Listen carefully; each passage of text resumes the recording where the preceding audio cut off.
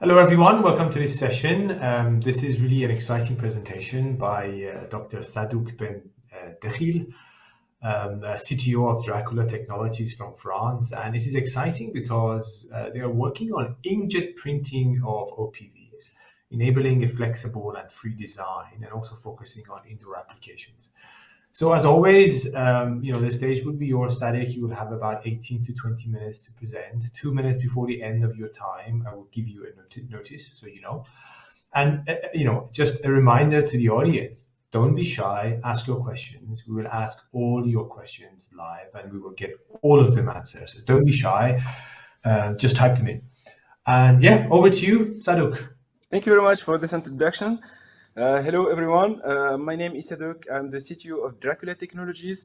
And what I would like to do really today is to give you an overview of the latest interesting progress of Dracula Technologies, and then to tell you about our inkjet printed flexible and free design OPV modules for indoor application. But before starting my presentation, I would like to thank all the organizers and also the people who participate to this event.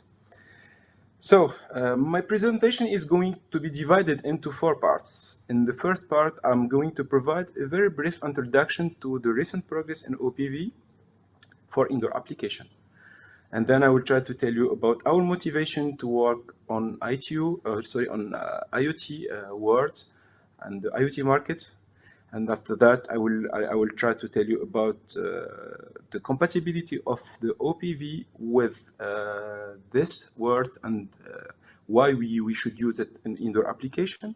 And of course, I will try to tell you also about Dracula Technologies and our technology layer for light as your energetic response, to give you an information about our products which are dedicated for indoor application.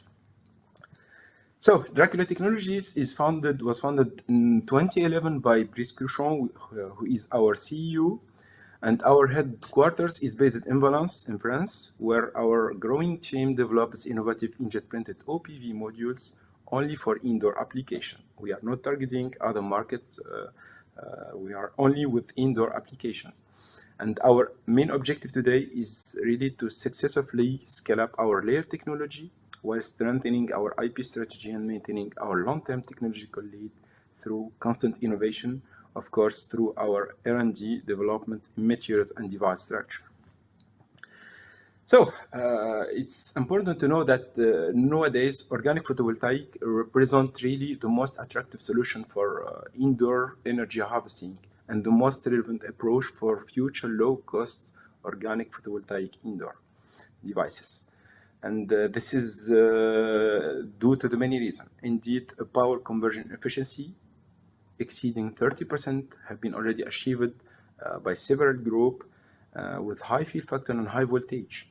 And this is due to the many reasons. Mainly, the intense research on specific high band gap polymer absorbing light in the visible range to be compatible with indoor application, which is different and completely different from what is expected for outdoor application, where people working on it are in general looking for low band gap polymer absorbing more light to have more efficient devices.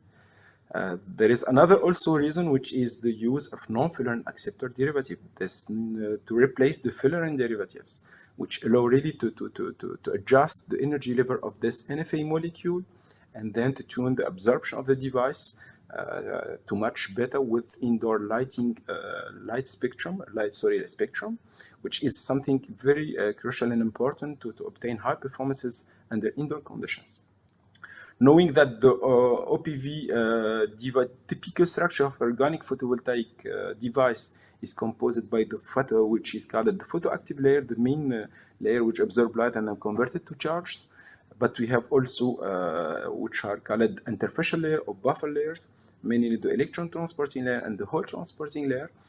They have several roles, and it's already known by and demonstrated by several publications.